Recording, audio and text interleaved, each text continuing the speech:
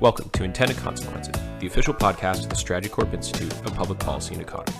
I'm your host, Mitch Davidson. Today we're joined by Dr. Michelle Gagnon.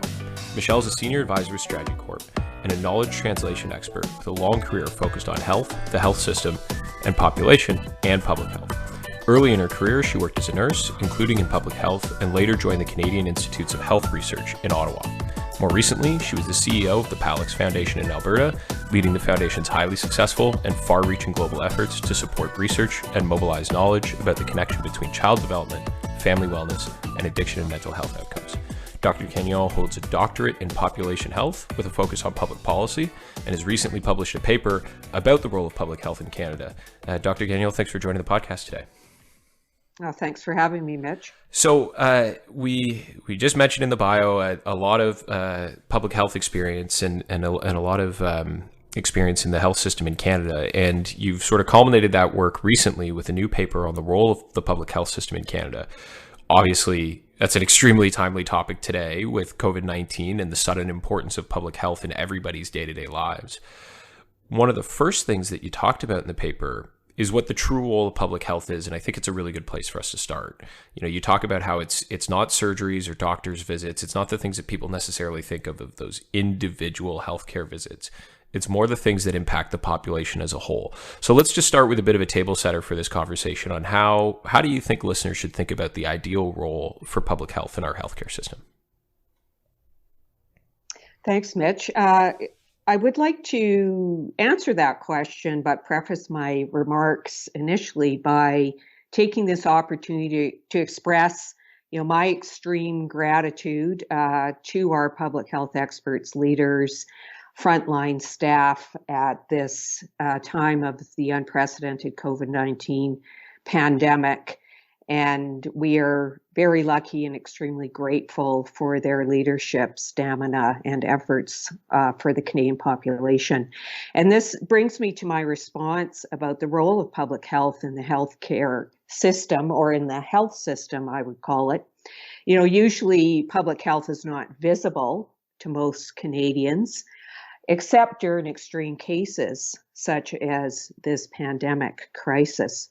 And what it seems to be doing is highlighting the critical role of public health in society and the importance of public health as a top priority of governments at all levels. Without public health, other aspects of society, as we're seeing during the pandemic, are at risk, whether it's productivity, education, employment, mental health and addiction, homelessness. So a second point I'd like to make is that public health is distinct from the healthcare system. They are interdependent, but public health, as you've mentioned, Mitch, focuses on the health of populations and inequities between the health of populations. What is it that contributes to some populations being healthier than others? And this is in public health what we refer to primarily as the social determinants of health. And this is distinct from the healthcare system, which focuses on the health of individuals and more with an acute care focused rather than necessarily a prevention focus. Though we know at the primary care interface of the health system, certainly there's a focus on prevention, but the clients are primarily individuals. So the foundations of public health are universal. As I mentioned, they focus on equity, social justice, determinants of health, prevention, health promotion. But to understand the ideal role for public health, as was your question, I think we first need to understand what health is and what contributes to that. And I do spend some time in the paper on these foundational definitions because I think they are critical to advancing our understanding of public health. And so health is a dynamic process. There's multiple factors that contribute to it. Genetics, but also our experiences, the foundations of health, we know from research and science, are laid in the early years of life and intergenerationally. So it's a very dynamic process, and that's why public health is so critical in contributing to health outcomes that are based on this understanding of the multiple societal factors, political factors, economic factors that set these contexts in which we all work and grow and raise our families and contribute to our dynamic process of health throughout life. So I just wanted to say emergency preparedness and pandemic response is one absolutely critical area of public health, but there's a lot of other areas of public health that need attention and understanding as well. Yeah, so that's actually, I'm glad you made that last point, because that's something I want to pick up on. And first, I should say, of course, to anybody listening, you can find the paper on our website at strategycorp.com/institute, or by taking a look on our Twitter or LinkedIn profiles for Strategy Corp. But, everybody right now is thinking about public health in the context of the pandemic. In normal times and in non-pandemic times, it's hard to even think about what those were. But in normal times, public health does a lot of different things: awareness campaigns, educational campaigns, studies data, everything to inspecting restaurants and issuing letters of support for bars to get liquor licenses and that sort of thing. Is the gamut of things that we ask our public health agencies to do too wide and too widespread, or is it functioning properly when it's kind of considering all of those different larger factors and roles? Well, public health, it's what we do together as a society for everyone's health. And benefits. So it's not a simple process. It is complex. It requires, as Dr. Theresa Tam recently was talking about, a whole of society approach. So I think from my perspective, it's understanding the foundations of public health from an equity, social justice, social determinants of health perspective. And then from there, those are the basis of what constitutes our public health system, essential public health services as distinct from healthcare, with the goal of protecting and promoting the health of the Canadian population. So those individual elements you've described perhaps contribute to that process. But I think fundamentally, as you've noted, public health, there is a great deal to it, and it does require sustainable investments based on an understanding of this broad mandate, this complexity, and the critical importance that public health plays in our society. Mm-hmm. So I think that sets us up for a good, sort of table setter for the conversation, having the understanding of the particular role and the role that it plays both in good times and in bad. And so, I'm glad you mentioned Dr. Tam, because one of the things I was, I think, saying to you before we actually did the recording here is, I think Canadians now can name their chief medical officer of health, or at least their provincial chief medical officer of health. And they certainly weren't able to do that before the pandemic, or at least I don't think they were. So we've seen, public health really come into the spotlight. And, you have a quote in the paper that I thought was really powerful from Dr. Tam that speaks about, essentially laments the fact that public health is vital to the public in bad times. And it's looked at as sort of dispensable in good times, or less of a priority in good times. Why do you think that's the case, other than the obvious, and maybe more importantly than the fact that the importance of public health ebbs and flows? What do you think we can do about that? Well, as you've highlighted, Mitch, the need to invest in public health is clear to all, the public, politicians, stakeholders in the community during a pandemic. But as many public health leaders and advocates point out, as you stressed, this interest tends to wane between crises to public health's detriment. So why is this the case? Well, there's a number of hypotheses that could be posited, which I've talked about in the paper. Some say it's not a political win. Resources are finite, so there's competition for government resources, particularly with a very expensive and the growing demands on the healthcare system across the Canadian provinces. And So we add to this that the case for sustainable investment is not clear to those outside public health. So that's one of the points I'm trying to make in the paper, is that how do we make the case and the value proposition for public health to what I call non-experts, those outside the public health system per se. So I argue that we first need to build understanding amongst public health or amongst non-experts about what health is, what it contributes to, the role of public health in this process as distinct from health care. And so I call this a knowledge translation issue, because we know there's bodies of knowledge that exist about what public health is, about its significant impact over the decades, which I highlight in the paper. And also there's knowledge about this sort of nebulous concept of the social determinants of health, and how can we draw the line between, let's say, micro or macroeconomic policy and my health throughout my life. So these are conundrums, I think, that need to be better explained to non-experts.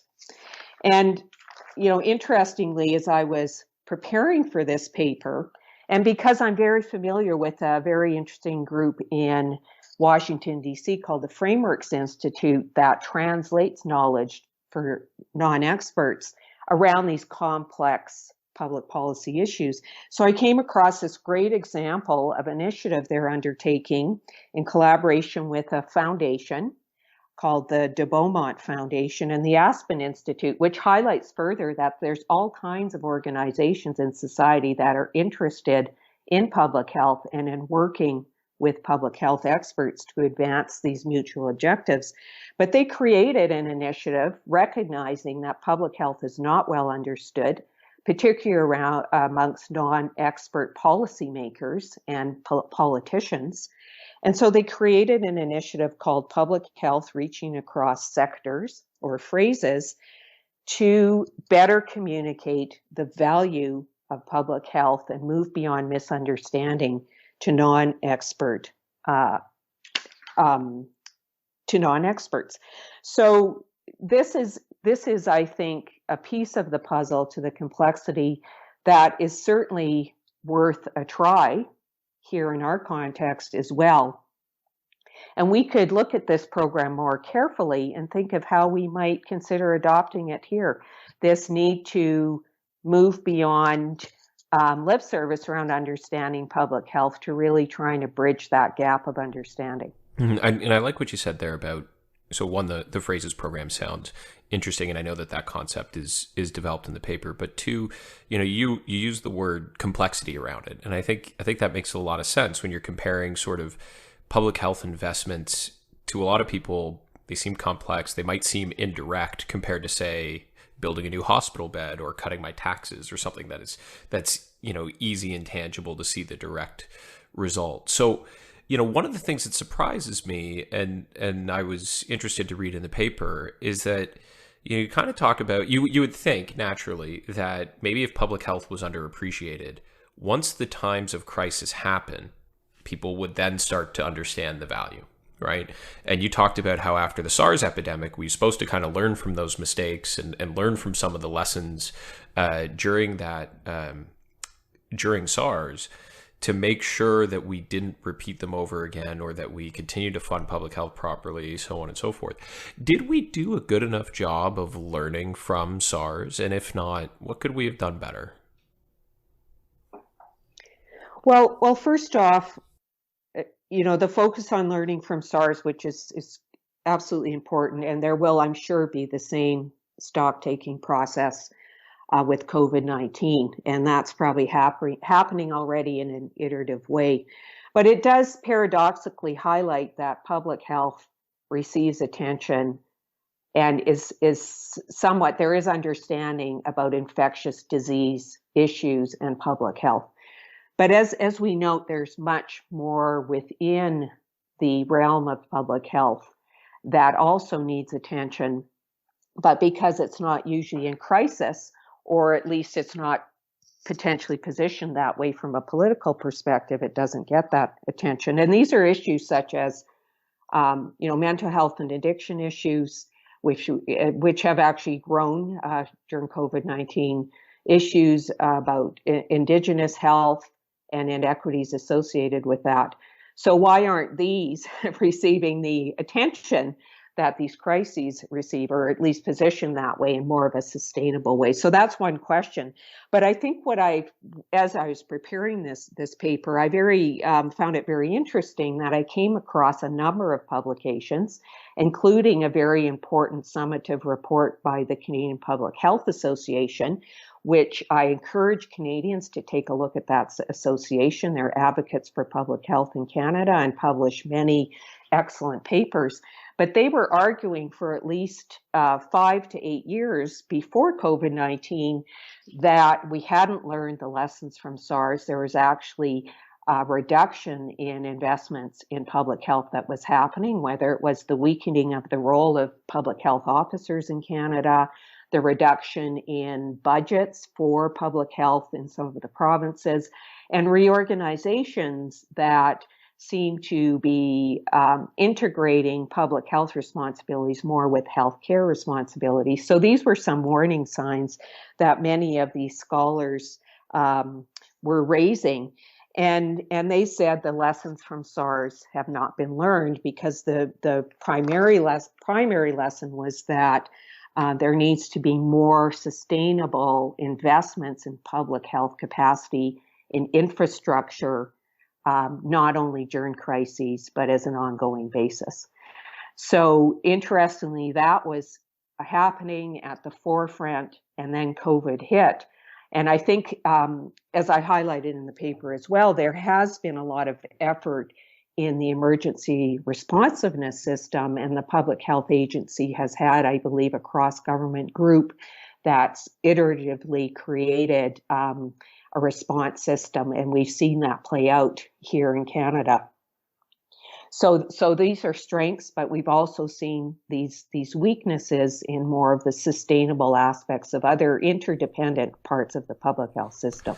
Yeah. So I mean, I've said this a few times on the podcast for other guests, is, I like to tell people that the reason that we called it intended consequences is because we like to put forward some direct policy suggestions to fix these problems that we've identified or that we're talking about. And, I'll also note yesterday, or a few weeks back rather, the Ontario budget was released. And they put in there for something new, which was creating a volunteer sort of emergency response group for between pandemics, so we're not caught flat-footed. And it was kind of like an immediate both policy solution to a problem, but a realization and acceptance of the fact that they weren't necessarily fully prepared coming this time. So one of the things you mentioned in the paper, similar to that in terms of ways to get more prepared moving forwards, was about data sharing among public health agencies.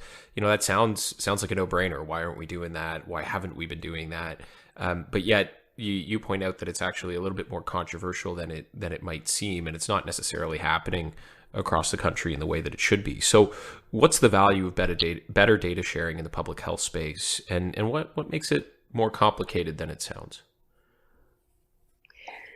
Well, I think the issue of data sharing is part of the overall issue of the critical importance of timely evidence to public health decision making. And we have seen that play out during COVID-19. Our decision makers across the country needing to rely on that data in an iterative way to communicate with Canadians about public health directives, et cetera. And so more specifically, a part of that then is this epidemiological data sharing across different provinces, which I discovered in this excellent book that Colleen Flood, Jane Philpott, and colleagues published shortly after the COVID-19 pandemic started, called Vulnerable, the Law, Policy, and Ethics of COVID-19. So they highlight, because they are legal and constitutional experts, that stemming from the constitutional sharing of powers and the interpretation of the Constitution in terms of who's responsible for health across Canada and health delivery. This has created a highly decentralized situation in Canada in terms of health and how it's delivered. And that also pertains, I understand, to data sharing, which largely depends on the goodwill of the various provinces in sharing data with the Public Health Agency of Canada, for example. Though I understand there may be more formal agreements with certain provinces, but I think the overall point was that because of the makeup of our health system and who's responsible for what, there is this reliance on more informal agreements rather than legislation when it comes to sharing fundamental data. Nonetheless, I think as Canadians, we can be confident that our public health leaders are making the best possible decisions they can, based not only on data, but on other aspects of implementation of their decisions we're seeing in the communities. And because they also, when the Public Health Agency of Canada was created, and this was one outcome of SARS, there was the creation of the Public Health Agency. It has created a governance structure that didn't exist before that encourages and facilitates and creates the structures for coordination and better communication. So all of that, I think, is a strength in the system. But nonetheless, there was this knowing the need for evidence and decision making. Are there still weaknesses? And how does our Canadian leaders in this area continue to grapple with that and address them so they're best equipped to make the best decisions for Canadians? Mm-hmm. Well, and part of that about, how do our leaders grapple with this public policy question? I mean, you noted in the paper a few different examples, and I've got them here, about cuts to public health funding in recent times. I think you obviously in good times, not during the pandemic or anything like that, but you mentioned that political winds change, and public health is obviously a target for cuts in the past. You had a 33% budget cut in Quebec, I believe. You had something like 100 layoffs or so in New Brunswick in the public health sector. And then most recently, Ontario had a $200 million proposed budget cut in 2019 to public health, which was eventually walked back. And we can maybe talk about that a little bit more, as seeing as my role in the Premier's office at the time. But I'm curious about your opinion to start on this part. Is why do you think public health is looked at as a place to save funds?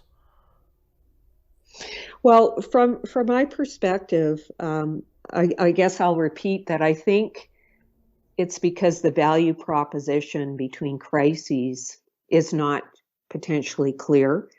It's not seen as, Stephen Hoffman and Patrick Fafard argue in their paper, as a political win. And prevention is a long-term game.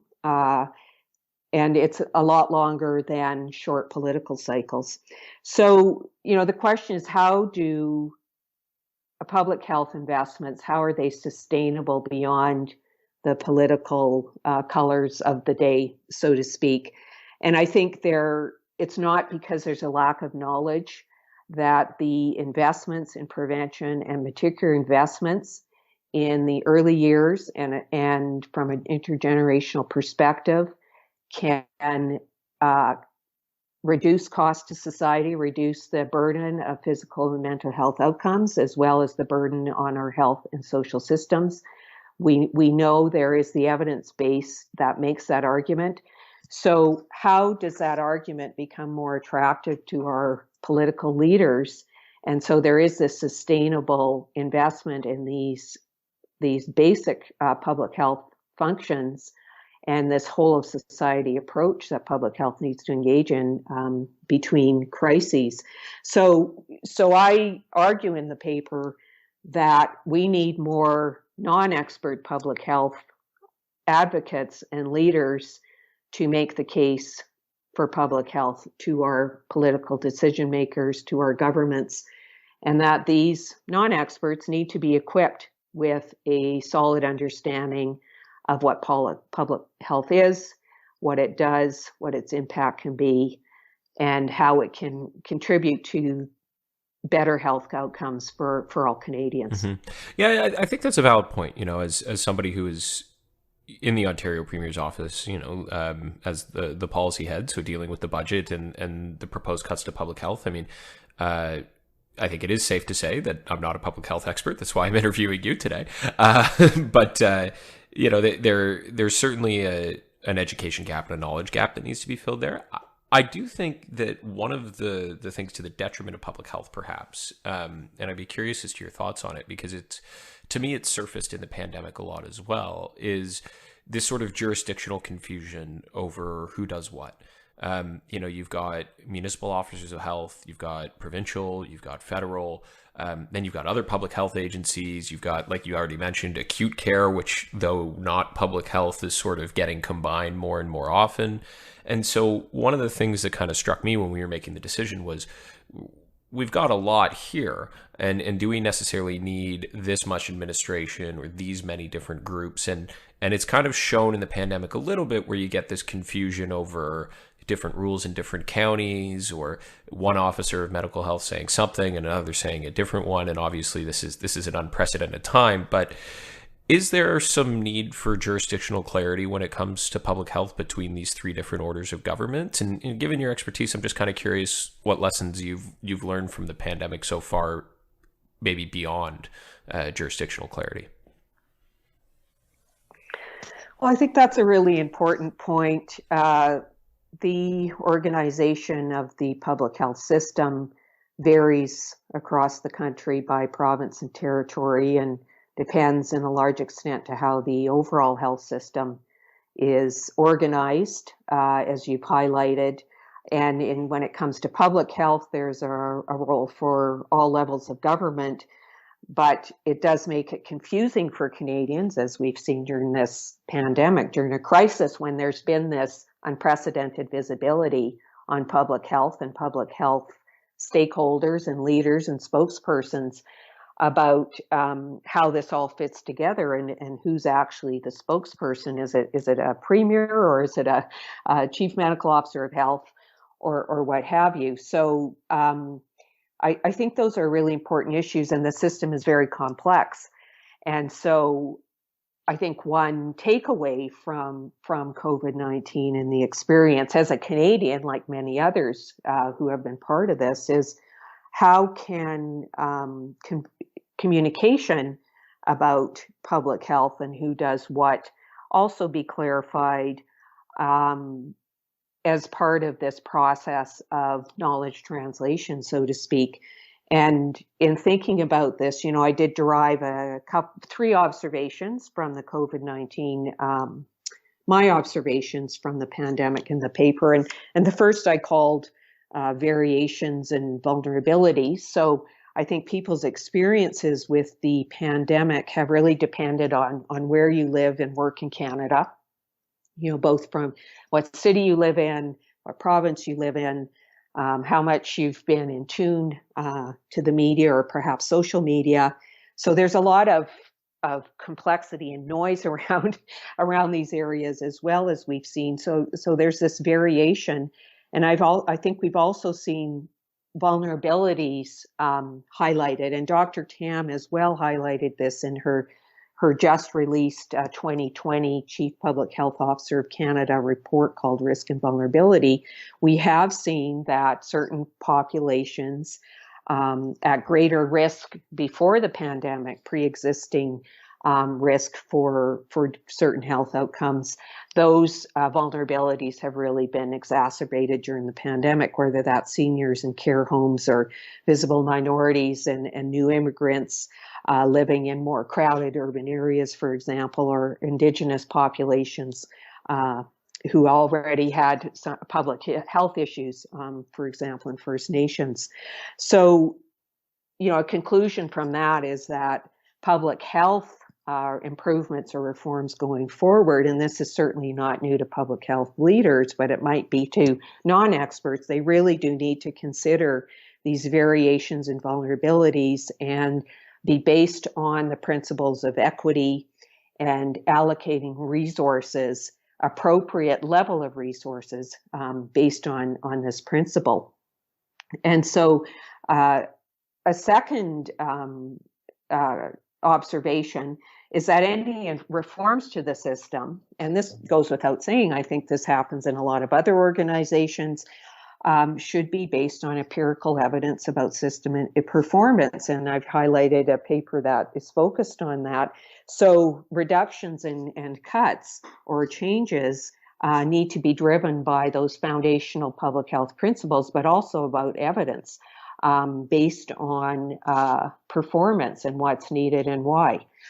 And so finally, I think what we've really seen in this pandemic is that leadership matters. And we are really lucky in Canada to have exceptional leaders, I'd say, when it comes to public health.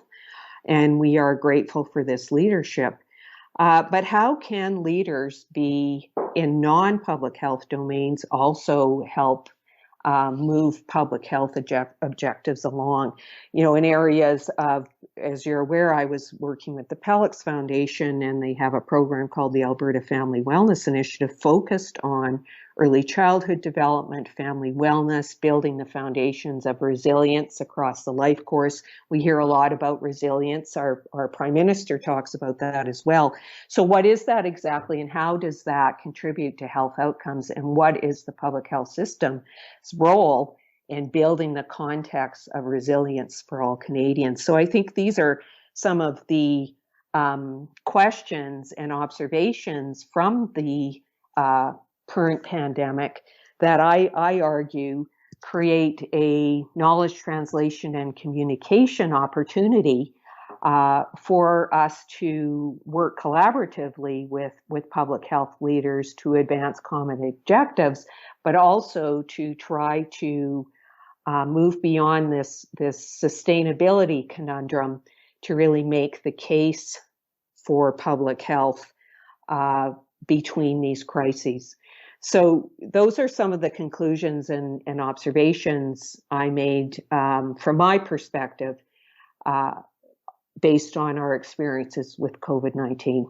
And Mitch, it would be interesting to hear from your perspective, working really in the trenches in Ontario policy making, what you think of those observations and those conclusions. Yeah, I mean, I think first off, I think I want to echo what you said about strong public health leadership in a time where we need it, for sure. But in terms of the observations, the points about getting out of, I think you called it the sort of sustainability conundrum. I think that's a good way to put it, because when we got into the Premier's office, and obviously we were faced with, at the time, what we thought was an unprecedented deficit, and now we're at 2, maybe even 3 times what we originally inherited. So forget about that. But we were looking for ways to return fiscal sanity, balance the budget, and when we were comparing the potential options, you don't want to touch healthcare, and yet it's more than 50% of the budget. So if you're going to try to rein in spending, at some point you find yourself opening that box. And public health, to your point, was the one that most people probably didn't understand, couldn't necessarily direct back to their families in a way that they could with other forms of healthcare, and didn't necessarily prioritize. I think if you did a public poll of people and said, of these 8 health measures, which of these do you value the most? I think people would have valued long-term care beds and hospital beds and surgery access, and those things that they notionally wrap their heads around and understand more in a day-to-day basis. And so I think kind of what I'm taking from your observations is the hope that out of the pandemic, we learn a couple of good things, which is that this is a vital service that, yes, needs some tweaks. You mentioned data sharing, jurisdictional clarity, some other things like that, but we're working with a good foundation. And, let's make sure that we use this as an opportunity to get it right rather than necessarily move backwards. So, I find that to be a really key takeaway for me from all of this is properly understanding the role and what that role should be moving forwards. But I don't want to give the whole paper away. So again, for people listening, you can find that paper on our website at strategycorp.com/institute. And ultimately, I think it's not only a well-researched and a thorough paper, but one that really adds to an important public policy discourse at a time when we need to think about these institutions, because they're not always operating 100%, but there's ways to reform them and fix them to make sure that they get closer to that goal. So with that, Michelle, really appreciate you coming on the program and on the podcast today. Thanks so much, Mitch.